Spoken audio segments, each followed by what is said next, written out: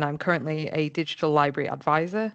So I cover digitization, the library website and our FAQs, as well as our repositories. And the ones we currently use are Symplectic, ePrints, and Figshare. And I've also been given the opportunity to explore the use of generative AI in higher education as a means of horizon scanning and content improvement.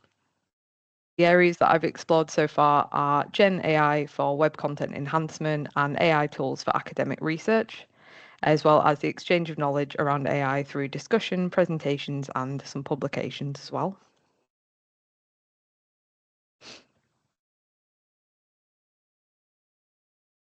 Great. So in 2023, I delved into the world of prompt creation using Gen AI tools to input text from one of our library web pages.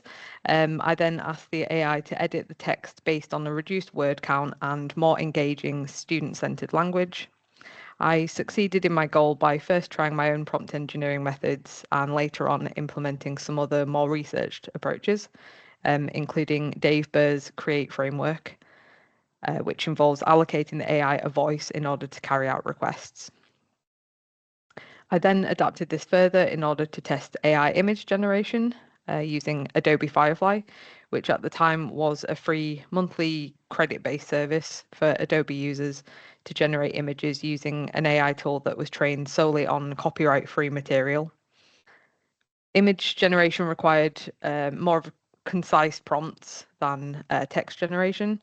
So I used both my own prompts and some that I got generated by ChatGPT in order to generate images of a modern university library, focusing on our trademark LBU purple, which I was able to attain by tweaking the descriptive elements of my prompts. And the result images weren't actually used on the library website due to accessibility, but were a good experiment to gauge the kind of imagery that could be created for decorative purposes on a future web-based project.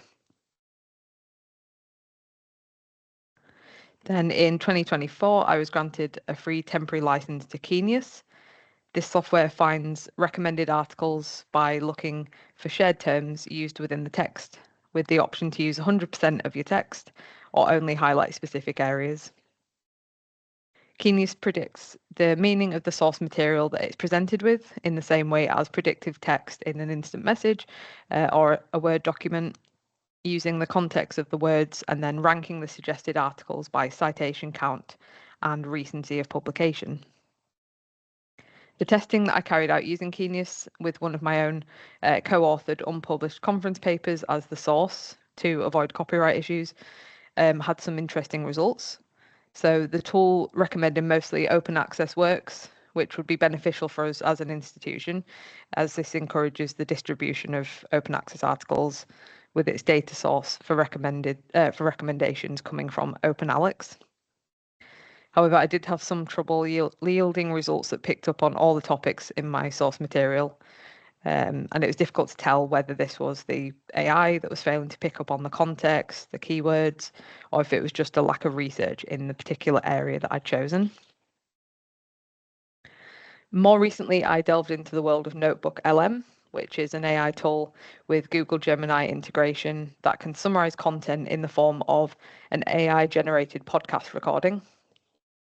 Similarly to my research into Genius, I uploaded my co-authored paper, and Notebook LM produced a 13-minute long simulated podcast recording with 2 speakers discussing the topics raised in our paper in a very high energy manner.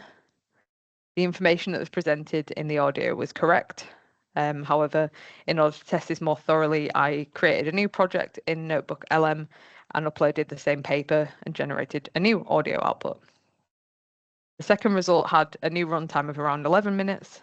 And in order to compare this to the first output, I uploaded both the recordings to Microsoft Copilot and asked it to generate transcripts for each recording, because unfortunately Notebook LM does provide the audio but doesn't provide transcripts. And then I asked it to compare these. And as a measure, I also uploaded the audio files to Notebook LM itself and asked it to generate transcripts and compare the content in both. So it's a bit of a tedious process, unfortunately, that it doesn't generate the transcript immediately, but if you then upload the audio again and ask it for a transcript, it will do that. So the only difference was that Copilot registered the mention of the create framework within both transcripts, whereas Notebook LM didn't pick up on this. This indicates that Notebook LM might not be the preferred AI tool for things like analysis in comparison to Copilot or other tools like ChatGPT. Alongside this initial experiment, I also looked into the potential benefits of oral versus visual learning, with some studies leaning towards higher retention from text as opposed to audio learning, with similar comprehension for both. Therefore, AI tools such as Notebook LM might not be that useful for helping us absorb information in the same way that text revision does, but it could benefit the understanding of individuals who struggle with the comprehension of written text. Other studies show that acquisition from listening comprehension is higher than text by itself, especially if the process is repeated. So this suggests that AI podcasts and other audio tools could actually prove effective in the initial learning or revision of subjects if a particular recording is played multiple times rather than just using Notebook LM to create a one-off podcast recording. This research indicates that libraries might benefit from the development and inclusion of AI-generated audio outputs, things such as a podcast or audio file option when viewing academic deposits in an institutional repository, or digitized book chapters and articles, as well as website content. However, it's highly unlikely that this format will be adopted anytime soon, as these tools still need further testing. The results of my experiments were presented both virtually and in person at a range of internal events, such as the Leeds Beckett Library Conference last year, regular website groups and Teams channels, as well as external events such as the CILIP Digital Technology Group, which I can link to at the end of the presentation, and the ALN conference last year. More recently, research in this area has granted me the opportunity to co-author a paper for Nottingham Trent University's March issue of Meeting New Challenges in Education. This consistent exchange of knowledge has been essential for my own learning, but has also promoted further internal teamwork through co-authored papers and presentations, as well as networking with external institutions and organisational bodies to inform and inspire, as well as educate ourselves by listening to the research and experiences of others.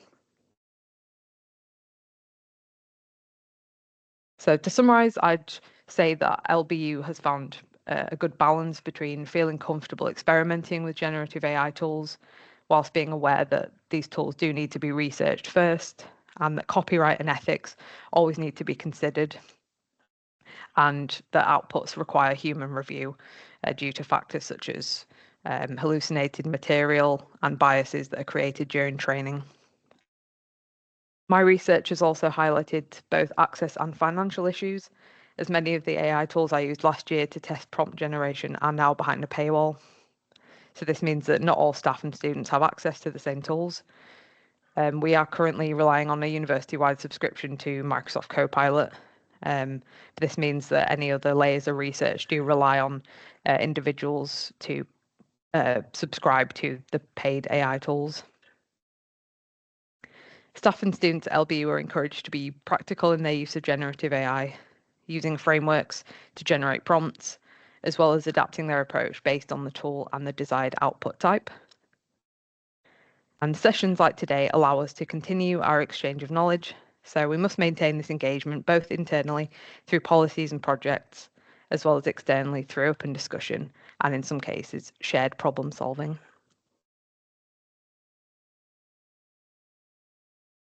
Great, thank you very much. Thanks, Liz. I was on mute then. That was really interesting. Do you happen to have on hand how much the costs were for the AIs? For the tools that I would have been able to use for free previously, or Yeah. I don't to hand, but I can obviously look into that. But I think I can't remember how much it was last time I tried to access Adobe Firefly, but um, it's a lot. If it's added up, obviously, like if one person decides they're going to subscribe to get the more kind of elite version of these tools, I think it would add up to quite a lot, which is very, very frustrating. Yeah, it is, and similar to Mm. what we were saying in the previous one, it's a bit of there's going to be a bigger digital divide. I mean, we've always got the digital divide, haven't we? But it's going to be, if you can afford it, then great. But if you can't, you've got to use the Yeah. free tools. The And results if are very it's different. yeah, if it's a sort of tiered thing, is somebody going to get a different result if they can pay for the quote unquote better version? Yeah. It's going to be different results, which Mm. we don't want. Yeah. And they're going to be more up to date. I think that was the thing with ChatGPT, if I can remember. If you paid for it, the results were much more up to date than the free version. So there's always going to be that. But I think we just have to be very cautious, don't we, about that. So one Yeah. of the questions was AI voices at the moment are quite distinct. They will get better. Do you think students care about? Oh, sorry. Do you think students care about that, or do you think they want like a much more human presenter? I think we're still in that phase where people, including myself, are kind of impressed by the more human Mm. the tool sounds. My partner has Gemini on his phone, and it sounds just like a mate. It's very disconcerting at first. I thought he was just speaking to one of his mates. So I think for students, there's probably an element of that, like, oh, I can set it to whatever I like. But I think it probably goes one of two ways. Either the students using it strictly for research or information purposes, and they just want the output, and they're not really bothered about um, the experience of using it, or students who are going to be sort of impressed by the humanistic elements of it, and maybe not focus on using it for research purposes. But again, I think as highlighted in the previous presentation, it's about students going along to sessions and speaking to academic librarians about how to use these tools. Obviously, it's great to go away and test things as well, but I think if we have a sort of across the board advice on how to use them, then I think that's the best approach going forward. What do you think the biggest challenge has been? Like, it's the single biggest challenge in trying to do that? I think it's partly that things just keep obviously progressing at quite a, a rapid pace. So it's like designing that learning while things are still changing is quite difficult. I think for us, we try to get in there quite quickly and create a policy around AI, to just get it on the website and have that sort of source of information for when Mm. students were querying it, so they could be signposted. Um, yeah, I think the advancement is a challenge, but also not every it's not a skill that everyone has. So like obviously at the library we're expected to know how to use these Mm. tools if student Mm. asks, but obviously um, we don't have background in computing, coding, etc. So I think it's that knowledge gap as well is very difficult and kind of a challenge in tandem with the rapid progression because we're trying to learn it and it's expanding all the time. So yeah. Yeah, I agree with that, and I think as you know, we need to evolve with Gen AI. I think as a profession, this is my own opinion, but I think as a profession, we're really good at moving forward and being flexible with what is coming. And I think we're able to capture that and work on it. And we seem to be just a little bit ahead of other professions in this, in my opinion, and it is my own opinion for that. Thank you very much, Liz. Is there any more questions for Liz? I'm just going to go back and just check because I think I missed one for Heather and Brian last time. So I'm just going to go and have a quick look. Is there anything in the chat, Louise? There's no questions. I think the one for Heather was from Claire, which courses areas where the students are from. Did you notice the difference between STEM and art students? Is that the one? But they answered it in the chat. Yeah, they answered it in the chat. Yeah. No, that's it. I just had a quick question about Heather earlier mentioned the data protection in Copilot, which isn't something that I was aware of. So I was wondering if you could expand on that.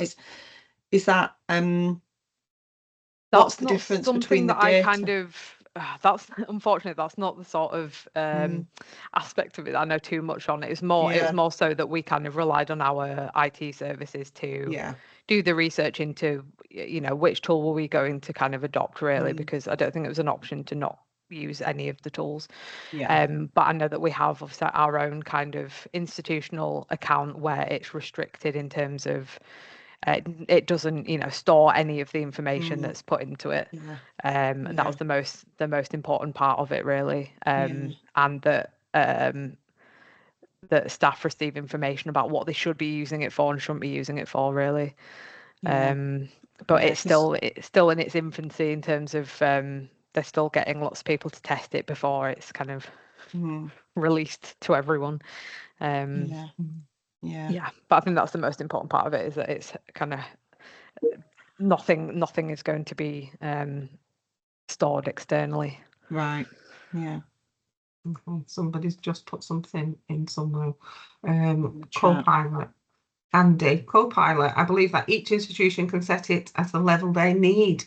Okay, so it was done at Lancaster by Information Services. That's good. Yeah. Thanks for that. Thank you. Okay, thank you very much, Liz, for that. Really interesting and very different from the first one. So thank you for sharing that. So we're a little bit ahead of time. So we'll do the table talk now. But we'll finish slightly early, so you'll get a little bit of a longer break. I'm going to try and put everyone in rooms. Do we need to